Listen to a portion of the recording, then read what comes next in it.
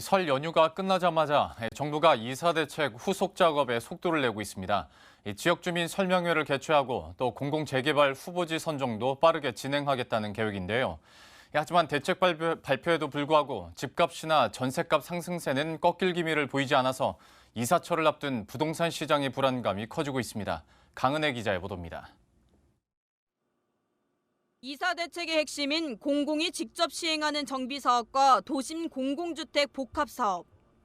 앞서 정부는 서울 시내 우선 개발 후보지로 222곳을 선정했다고 밝혔지만 구체적인 입지는 공개하지 않았습니다. 깜깜이 대책이란 비판이 끊이질 않자 정부가 후속 작업에 속도를 내고 있습니다.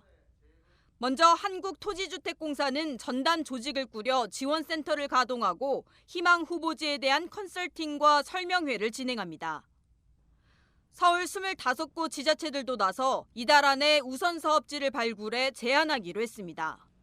당정 역시 이달 안에 도시 및 주거환경정비법, 공공주택법 등 관련 법안을 상정해 빠르게 처리할 방침입니다. 정부는 입법이 완료되고 토지주 10분의 1 동의를 받는 즉시 후보지를 공개한다는 계획입니다. 하지만 시장 불안을 잠재우기엔 역부족입니다.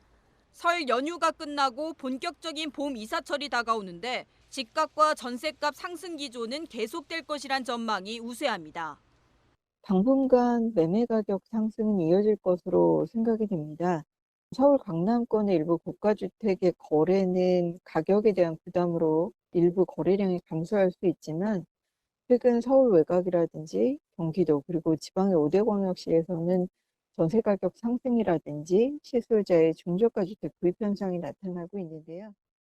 정부가 이사 대책의 투기 방지책으로 내놓은 현금 청산을 두고 재산권 침해 등 시장의 반발이 거센 가운데 보완책이 나올지도 주목됩니다. 정부는 대책 발표일 이후 신규 매수자에 대한 이주 대책을 검토할 계획입니다.